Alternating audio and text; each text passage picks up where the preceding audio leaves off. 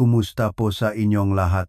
Ako po si Dr. Renato Bagani, isang manggagamot na may 35 taon ng karanasan.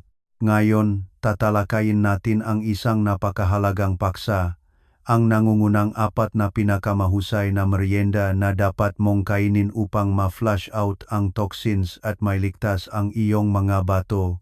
Kung kinakain mo ang mga meriendang ito araw-araw, unti-unti mong sinisira ang iyong mga bato nang hindi mo nalalaman. Karamihan sa mga tao ay nag-iisip na ang problema sa bato ay nangyayari lamang kapag matanda ka na o may sakit. Hindi iyan totoo. Ang iyong mga bato ay nagtatrabaho 24 oras sa isang araw, naglilinis ng basura, naglilinis ng iyong dugo, at pinapanatiling buhay ang iyong katawan. Ngunit ang maling merienda ay maring mak-overload sa kanila, makpahirap sa kanila, at makpahina sa kanila sa paklipas ng panahon. Narito ang nakakatakot na bahagi. Ang ilan sa mga pinaka-normal na merienda na nasa iyong kusina ngayon ay maaring maging sanhing pagkapit na iyong katawan sa toxin sa halip na i-flush out ang mga ito. At ang pinakamasama, malamang iniisip mong wala itong pinsala. Sa video na ito, ipapakita ko sa iyo ang nangungunang 4 na pinakamahusay na merienda na dapat mong kainin upang makatulong na ma-flush out ang mga toxins at maprotektahan ang iyong mga bato. Ang ito ay simple, madaling hanapin na pagkain. Walang mamahaling supplements, walang kakaibang diet plans, kundi totoong merienda lamang na sumusuporta sa iyong katawan sa tamang paraan. Dahil ang ang pinsala sa bato ay kadalasang hindi masakit sa simula. Walang malakas na babala, walang malaking palatandaan. Tahimik itong nangyayari, at sa oras na mapansin nege karamihan sa mga tao na may mali, seryoso na ang pinsala. Ngunit narito ang magandang balita, malakas ang iyong mga bato. Maari silang bumalik sa normal at gumana ng mas mahusay kung bibigyan mo silang tamang suporta. At ang maliliit na pagbabago, tulad ngang pagpapalit na iyong pang-araw-araw na merienda, ay maaring makaroon ng mas malaking epekto kaysa sa iniisip mo. Manatili sa akin dahil ang merienda numero 3 ay nakakagulat sa halos lahat. At ang merienda numero 4 ay maaring nasa iyong ref na. Number 1. Air Popped Popcorn. Karamihan sa mga Pinoy ay iniisip na ang popcorn ay pangsinelang. Ngunit kung alisin mo ang mantikilya, maraming asin, at artipisyal na pampalasa, ang plain air popped popcorn ay nagiging ganap na kakaiba. Ito ay nagiging isang malakas na whole grain na merienda na tahimik na gumagana upang suportahan ang natural na detox system na iyong katawan, kabilang ang iyong mga bato. Narito kung bakit ito mahalaga. Sinasala ng iyong mabato ang basura mula sa iyong dugo bawat minuto. Ngunit kapag tumaas ang antas ng kolesterol, tumaas ang blood sugar, o nagkaroon ng pamamaga sa lupngang iyong daluyan ng dugo, ang maliliit na filter ng bato ay maaring unti-unting masira. Diyan pumapasok ang popcorn. Ang air-popped popcorn ay natural na mayaman sa fiber. At ang fiber ay gumaganap ngang mas malaking papel kaysa sa iniisip ngang karamihan sa mga tao. Ayon sa pananaliksik sa nutrisyon na madalas na itinatampok sa mga pangunahing publikasyon sa kalusugan sa Pilipinas, ang fiber ay nakakatulong na bawasan ang LDL cholesterol, patatagin ang blood sugar, at mapabuti ang panunaw. Kapag mas mahusay na kontrolado ang kolesterol, ang daluyan ng dugo, kabilang ang pinong daluyan sa lupngang iyong bato, ay nananatiling mas flexible at bukas. Ang mas mahusay na sirkulasyon ay nangangahulugang mas mahusay na pagsasala. Ang mas mahusay na pagsasala ay nangangahulugang mas mahusay na lumalabas ang mga toxins. Ang isa pang pangunahing benepisyo, ang plain popcorn ay walang phosphorus additives. Maraming pinrosesong merienda sa Pilipinas ang punong nakatagong phosphorus preservatives, at ang mga ito ay maaring maipon sa dugo kapag bumababa ang paganay ng bato. Sa paglipas ng panahon, ang labis na phosphorus ay maaring lalong magpahirap sa mga bato.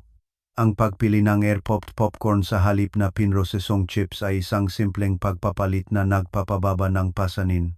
Ngayon, Pag-usapan natin ang dami at paghahanda dahil dito nakakamali ang karamihan sa mga tao.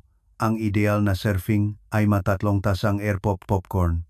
Maaring marami iyan pakinggan, ngunit ang popcorn ay magaan at mababa sa calories kapag inihanda ng tama.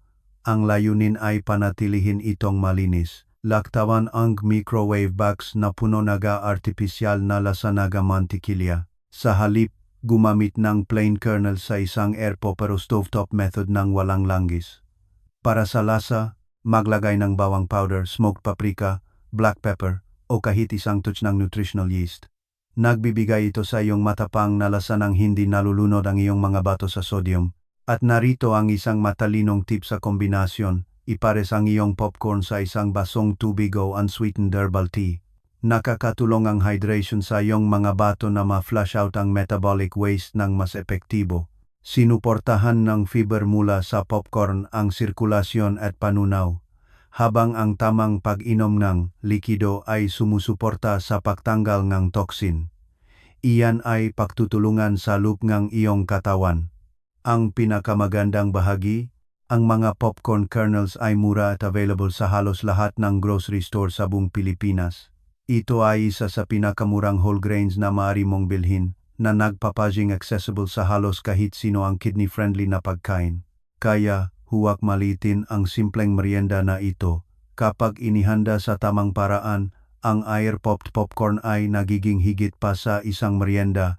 Ito ay nagiging isang strategic na tool na tumutulong na bawasan ang strain ng kolesterol, sumusuporta sa malusog na daloy ng dugo, iniwasan ang mapaminsalang additives, at nagbibigay sa iyong mga bato ng mas magaan na trabaho. Minsan ang pagprotekta sa iyong mga bato ay hindi nangangailangan ng kakaibang superfoods. Minsan nagsisimula ito sa isang simpleng mangkok malinis na air-popped popcorn na ginawa sa tamang paraan. Number 2. Hummus. Ang iyong mga bato ay patuloy na naglilinis ng basura mula sa iyong dugo.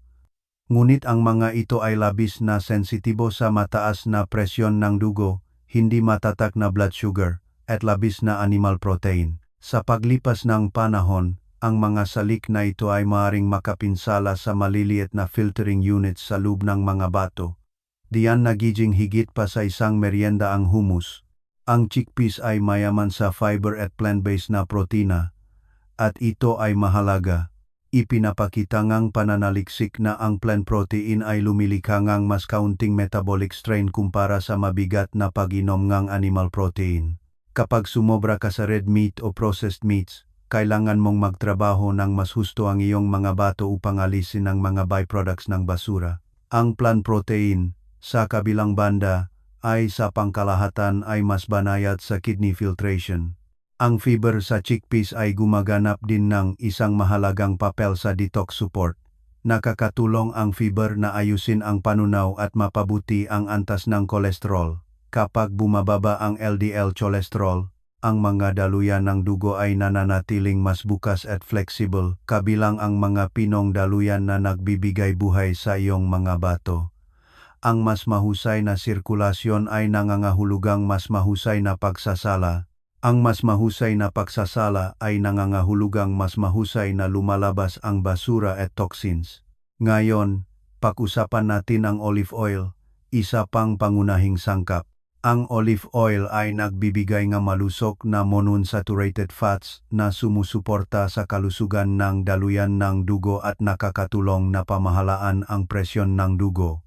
Dahil ang mataas na presyon ng dugo ay isa sa mga pangunahing sanhi ng pinsala sa bato sa Pilipinas, ang pagpili ng merienda na nakakatulong na patatagin ito ay isang matalinong pangmatagalang estratehiya.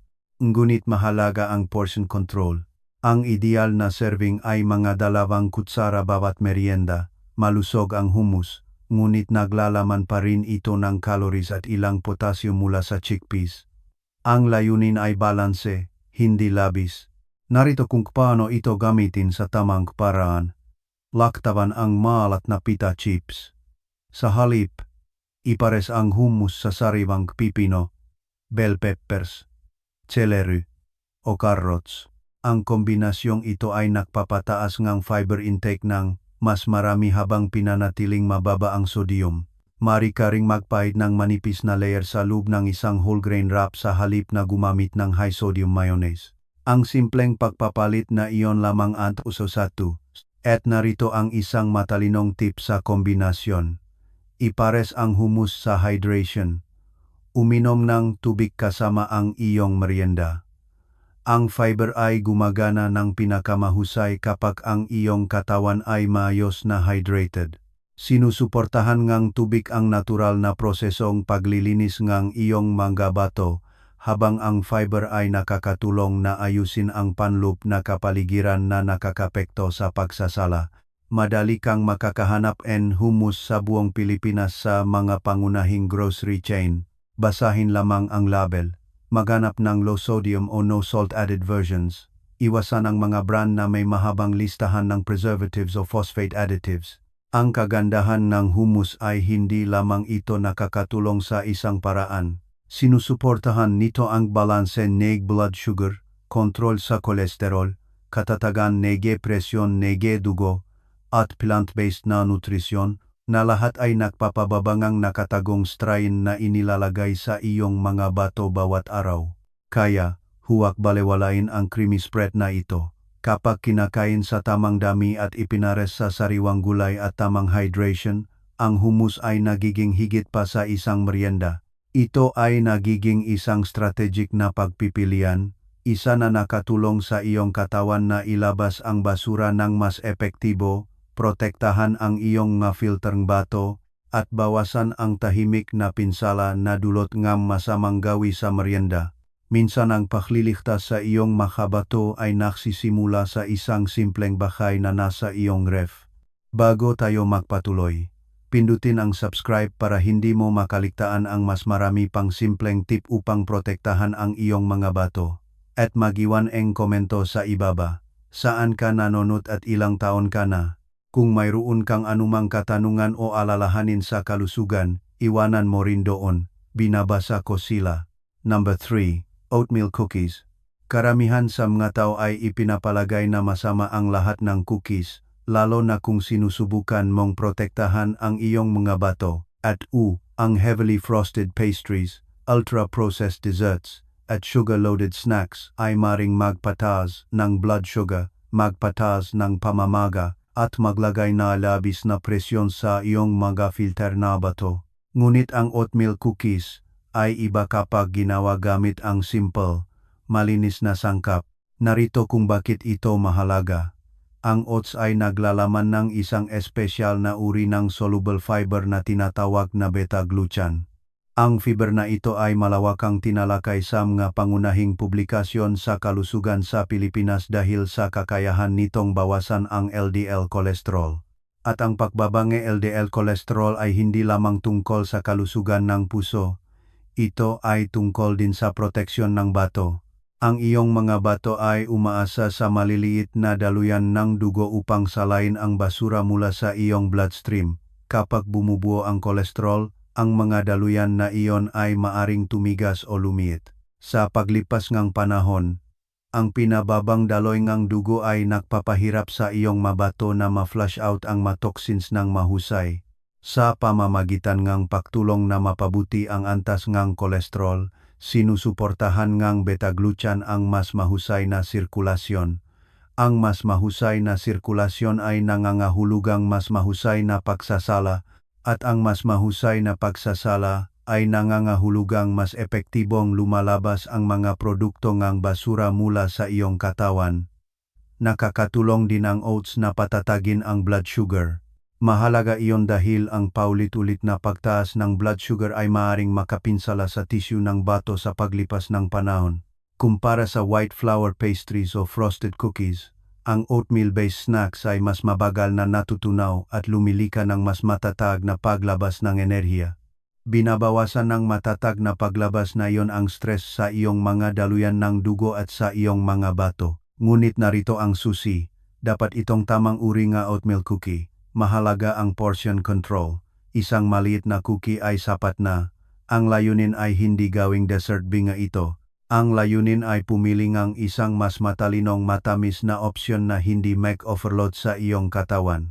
Kung maaari, pumili nga homemade na bersyon na ginawa gamit ang rolled oats, kaunting asukal, kaunting malusok na langis sa puso, at walang artificial na preservatives. Iwasan ang mga cookies na may sokolate, may palaman na cream, o puno ng phosphate additives.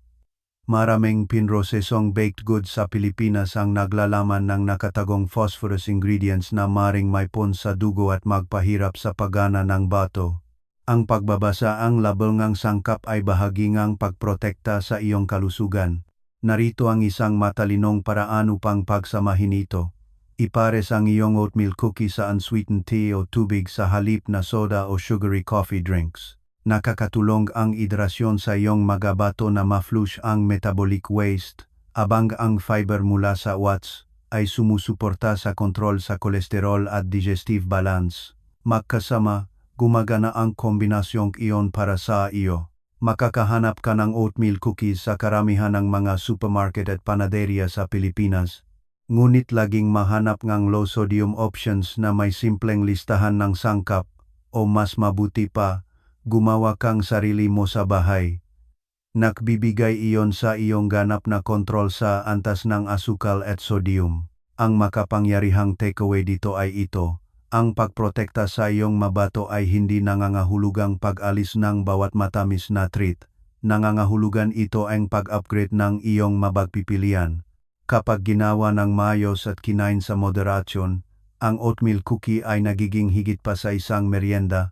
Ito ay nagiging isang fiber-rich na tool na sumusuporta sa malusok na daloy ng dugo, mas matatak na blood sugar, at pinababang strain sa pinong sistema ng pagsasala sa loob ng iyong mga bato. Minsan ang pagliligtas sa iyong mga bato ay hindi tungkol sa matinding paghihigpit. Minsan ito ay tungkol sa paggawa ng mas matalinong pagpapalit na gumagana sa iyong katawan sa halip na laban dito. Number 4. Puffed Rice Cakes.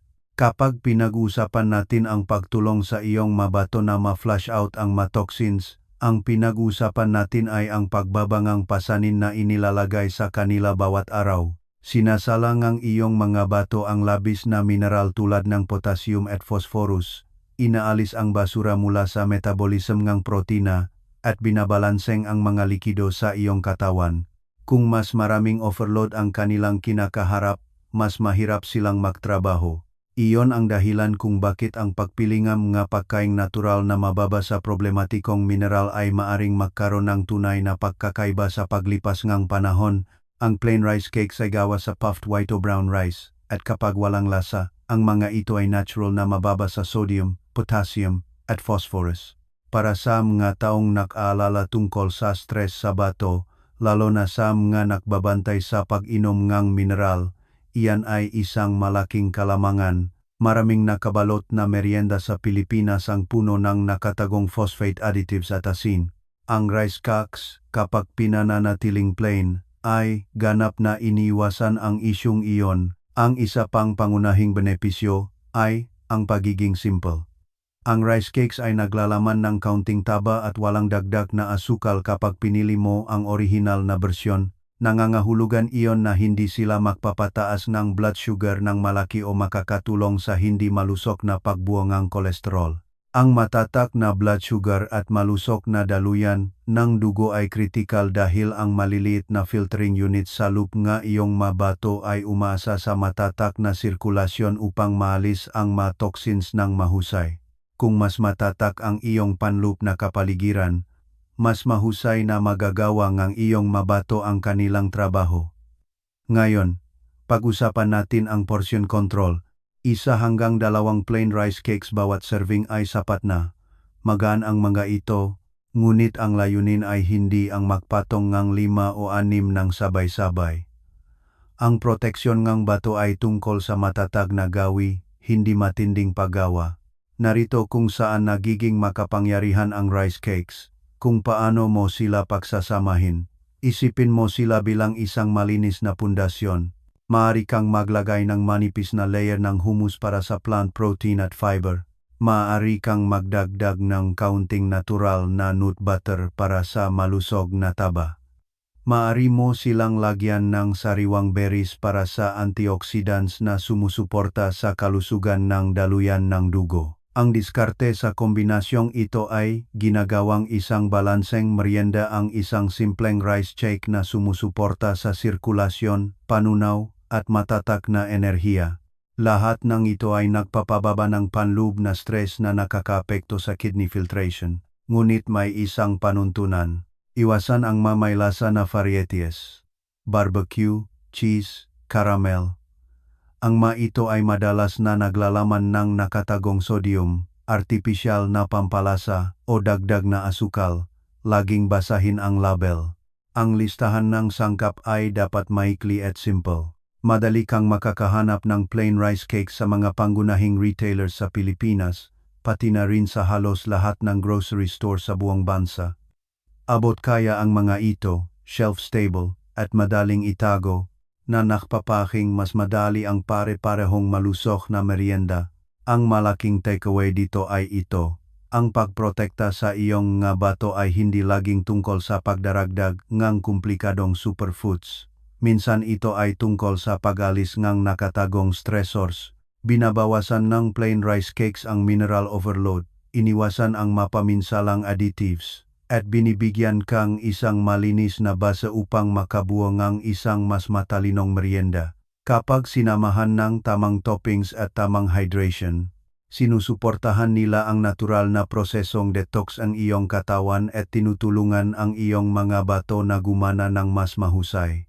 Simple, magaan, strategic, at nakakagulat na makapangyarihan kapag ginamit sa tamang paraan. Ang iyong mga bato ay nagtatrabaho para sa iyo bawat minuto nga araw. Sinasala nila ang iyong dugo, inaalis ang basura, binabalanseng ang mga likido, at pinapanatiling buhay at matatag ang iyong katawan. Ngunit makakaya lamang nila ang labis na presyon. Ang tutsu, ang pauprotekta sa iyong mga peso ay hindi nasisimula sa matinding deal o mamahaling supplements. Nagsisimula ito sa maliliit na pang-araw-araw na pagpipilian, lalo na ang merienda na kinukuha mo nang hindi nag-iisip. Kapag pinalitan mo ang malat na chips at pinrosesong matatamis ng mas matalinong pagpipilian tulad ng air-popped popcorn, hummus, oatmeal cookies na ginawa sa tamang paraan, at plain rice cakes, hindi ka lang nakmemerienda. Binabawasan mo ang nakatagong stress sa iyong mga filter ng bato. Nakakatulong ang mapakaing ito na suportahan ang malusok na daloy ng dugo, balansehin ang blood sugar, bawasan ang kolesterol, at bawasan ang mineral overload. At kapag malakas ang iyong sirkulasyon at matatak ang iyong panloop na kapaligiran, mas mahusay na ma-flush out ng iyong mga bato ang toxins. Iyan ang tunay na layunin, hindi isang mabilis na detox, kundi pang matagalang proteksyon. Tandaan, hindi ito tungkol sa pagiging perpekto. Ito ay tungkol sa pagiging pare-pareho. Ang isang matalinong pagpapalit na inulit araw-araw ay maaring magkaroon ng mas malaking epekto kaysa sa isang panandaliang paglilinis. Kung gusto mong patuloy na gumana ng malakas ang iyong mga bato sa mga darating na taon, magsimula sa pamamagitan kang pag-upgrade kang kung ano ang nasa iyong plato sa pagitan kang gapakain. At kung nakatulong ito sa iyo, mag-subscribe at patuloy na matuto kung paano protektahan ang iyong mga bato sa simpleng paraan.